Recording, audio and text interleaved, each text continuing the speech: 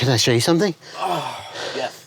Put these on. Here's the controller and the wheel. Yo! Okay.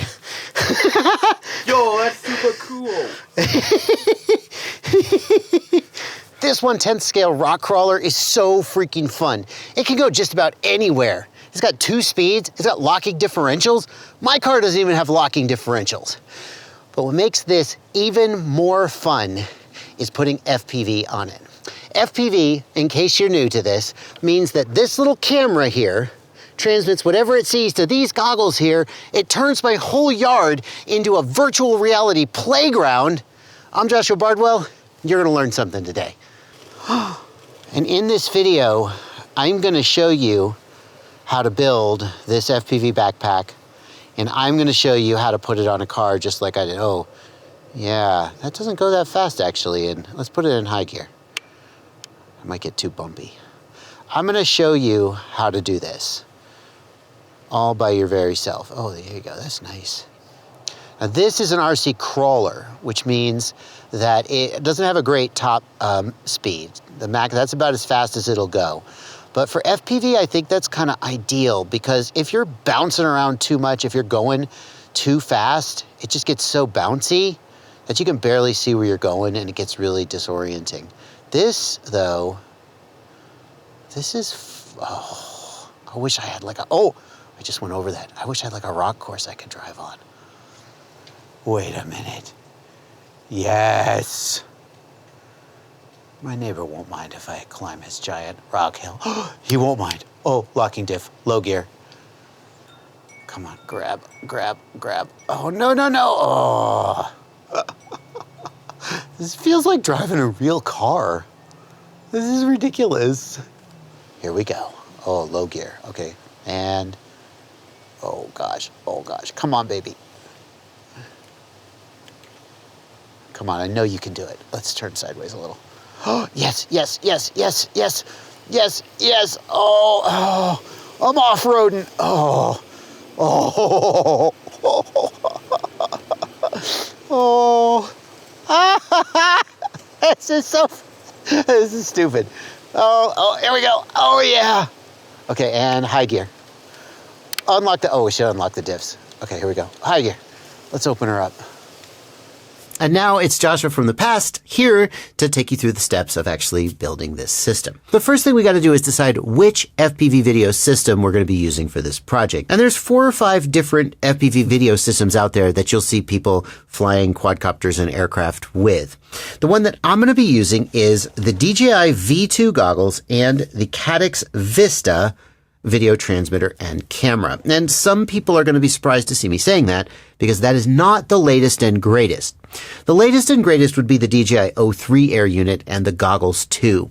But the problem is that the DJI O3 Air Unit is made for use on a multi-rotor or airplane with a flight controller, and it won't go to full power until a flight controller tells it that the aircraft is armed. That's how they mitigate the overheating issue. And since we don't have a flight controller on a ground vehicle, there's not really a solution to that. Not one that there is a solution, but it's complicated and I don't want to do it. So the O3 is out. And we could pick a system from a company like Walksnail or HD0, or we could even use an analog video transmitter, which would be the absolute cheapest. But the main reason I'm going with the V2 is 2 reasons. Number 1, I bought a whole bunch of Caddx Vistas like 2 years ago, and I still haven't used them all. So I have a new in-box Caddx Vista that I fear I will never put into an aircraft, and so that makes it perfect for this project. And number 2, there are a ton of 3D prints available for the Caddx Vista that's going to help make this project super easy to keep neat and tidy, whereas there aren't as many for other types of video transmitters. So that's what we're using, and if you want to follow along, I'll have links in the video description where you can pick up the parts that I'm using. Even though they're not the latest and greatest, I still think they're a safe choice, especially if you're getting into ground vehicles as opposed to FPV drones. Unfortunately, the Caddx Vista does require that we solder on a power lead, and I have soldered on here an XT30 connector, which is what we're going to be using to power it. If you are not able to solder, you might think about using a different video transmitter and a different video system entirely, because that's just going to be mandatory if you're following along exactly with this video. The next thing we're going to do is install the Caddx Vista in this 3D printed sled. And actually, this 3D printed sled doesn't exist on the internet. It actually exists like this, but I didn't like that it didn't have a spot for a fan. You see, these digital video transmitters get super, super hot because they're designed for use on an aircraft where there's a ton of airflow to keep them cool, and on a ground vehicle, we don't have that. Thankfully, I was able to download a fan mount for the Vista and sort of mush it together, remix it together with this pod so that they're all one piece. In fact, I've got a separate video showing exactly how I did that. If you're into 3D printing, this may be a capability that your slicer software already has. And if not, there's free software you can download to follow along with me if you want to learn how to do it. Or if you're following directly along with me, I've got a link to the 3MF file where you can just download and open and print this exact pod without any additional work. So the Vista sits here. There are little mounting lugs, and they actually slot right in to the lugs on the bottom side of the Vista. We're going to be using some M2 screws to hold it down. Looks like they are 16 millimeters, M2 by 16, and they are going to screw right down into the plastic. So we're not using any nuts. The plastic holes are undersized, and the screws just kind of tap down into them. Don't go crazy with this thing and strip them out. And also, before you screw it down, you need to plug the Caddx Vista into your computer and use the DJI Assistant app to activate it. Otherwise, it will yell at you and won't work correctly. You may need to update the firmware as well. If you do that, make sure that you use the DJI Assistant Consumer Drones Series app. That is the latest one, and that is the one that you should use to manage this. There's several different versions of the DJI Assistant app. And number 2, do not update the firmware to version 01.01.0000 or newer. If you do that, the Vista will not bind to these goggles. It will only bind to the newer goggles too. You can just roll it back if you do that, but you're going to want the firmware ending in .0608, .0609, something like that, but not firmware 0101.0000. And the reason I tell you to do that before you put it in here is that even though there is a cutout for the USB port, you can't get a USB plug in there. Like I can't. So you're going to need to have it updated before you put it in here. Now, I fear that the antenna that you get will not be the same as the antenna that I have here, because the original Caddx Vista antenna has this little bracket here for mounting, but the newer ones, you're going to be getting the Runcam Link, which is the same as the Vista, but slightly different. The camera is slightly different and the antenna is slightly different. Either you'll have to improvise something with a 3D printer, or I will try to find a link to an aftermarket version of this antenna that you can buy if you want this exact antenna. Then you can actually just take this screw out and remove this retention bar and replace the antenna if you want to. For this, we're going to be using, looks like a 10 millimeter screw, an M2 screw as well, and it's going to fit down here. And for this one, we are going to need nuts. They do not self-tap. And then we're going to install the camera. Actually, kind of feel like I should have tucked this wire somewhere to get it out of the way. For this camera, we're going to want to make sure that the upward facing arrow is facing up. Your camera may have a similar indicator. And the original Vista camera that I've got has 2 mounting screws, but there's only 1 mounting hole on the pod. So we're just going to mount it like that. If your camera only has a single mounting hole, then you know what to do. Well, I heard a little crack sound when I put this screw in that I think means I actually pushed this bracket and may have broken it. That's okay. It's just a test anyway. If I were to do this for more long-term use, I would use a more robust filament. This is just PLA, but I would print it out of something like nylon or ABS or ASA, which are going to be a little bit more tough and durable. But PLA will be fine for the time being. For the fan, I was very excited to find this ProTech fan at my local hobby town. I struggled to find a fan. So the dimensions are 30 millimeter by 30 millimeter by 10 millimeter, which is super common. You get a million fans, but all of them are rated for either 5 volts, 12 volts, or 24 volts because they're made for computers. This fan is actually rated to take up to 2S voltage. And so that means we could theoretically just plug it straight into our battery, or it can run off 5 volts so we could plug it into the receiver if that was convenient. There's a million different ways we could choose to power this. I'm going to take the hard way out.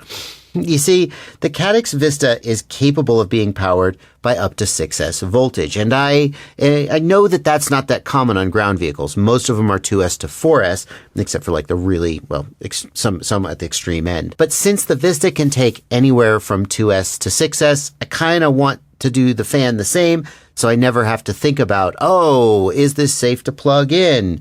And in order to do that, I'm going to install a voltage regulator that will feed this fan with 5 volts power. This is the actual voltage regulator that I'm using. I found it in a drawer. It is a 3 amp, 5 volt step down regulator, and it'll bring anything up to 6S voltage down to 5 volts. But I will find an equivalent one that you can use, and I'll put a link in the video description. It probably won't be this exact one. There's a common theme in this project, and that is it's using things I had laying around. I acknowledge that's not the best choice for a tutorial that other people might follow, but it is what it is. Which of these is positive and which is negative? Oh, I got it. So if I plug in this servo plug that conveniently came with it, I can see that the positive is in the center and the negative is in the outside, and I can trace that back and figure out which wire is which. This is positive. All right, we'll do that one first. We're just going to cut that right now. Positive is cut on the regulator. Here's the in and there's the out. So we'll solder that to the positive output first. So here we've got the fan soldered to the voltage regulator that will give it 5 volts, and I'm just going to find some way to neaten this up. My favorite double-sided tape for most applications is Alien tape. Is this super, super thick tape, kind of like VHB tape, but like really thick. And it just is so good at sticking things to other things, which is what you want from double-sided tape. It's so good that it like comes with this bag that you store it in because it'll stick to frickin' everything. We will put this top on and super glue it. Oh, the super glue is already open. It's already open. Didn't have to pop the top or anything. Oh, isn't that nice? I don't have any quick cure, and I'll be back with you after it's dried. The fan installs with M3 screws, and they are 14 millimeters long, and they are self-tapping. So we're just going to put the fan down and line it up with the screw holes and screw them in.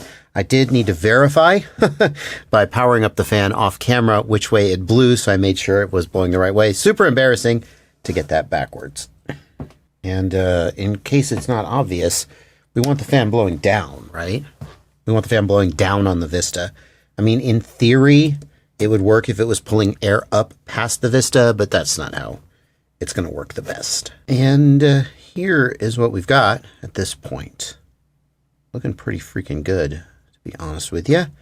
Now we're going to have to trust that that super glue is going to hold when the vehicle rolls over and stuff. Hopefully it will.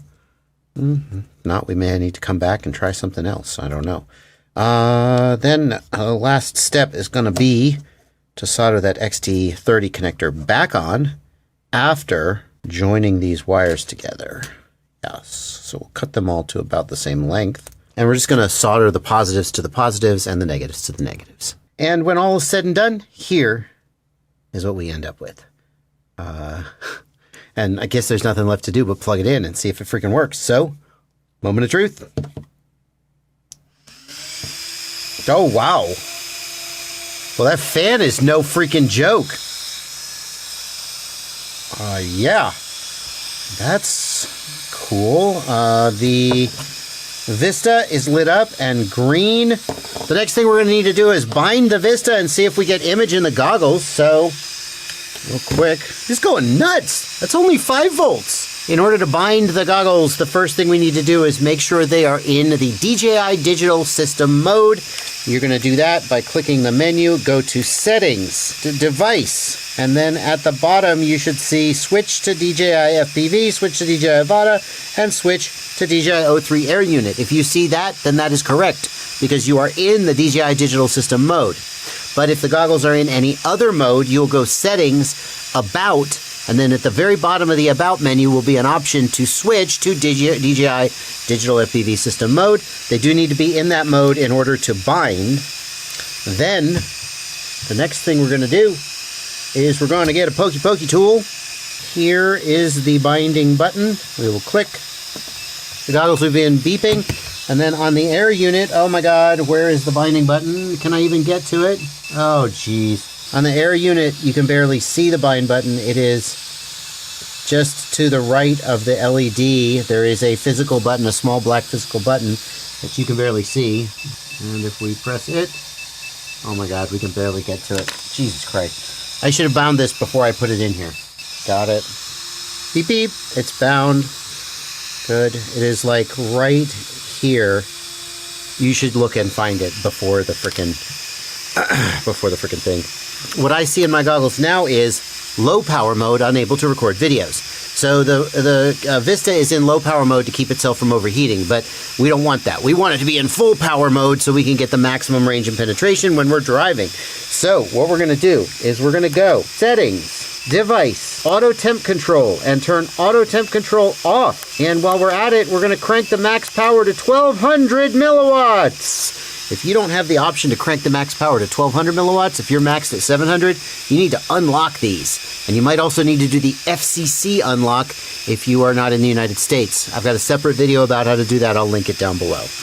And what I really want to know is, at 1200 milliwatts, is this fan going to keep up? So we're just going to sit here and wait and see if it goes into overheat mode and shuts down. While we're at it, settings, transmission, preferences, low latency versus high quality. For a drone, I would use low latency because I need the lowest possible latency. For an FPV crawler, high quality. We don't need low latency. We're crawling. We're going slow. It's still only like 35 milliseconds of latency. It's not that much.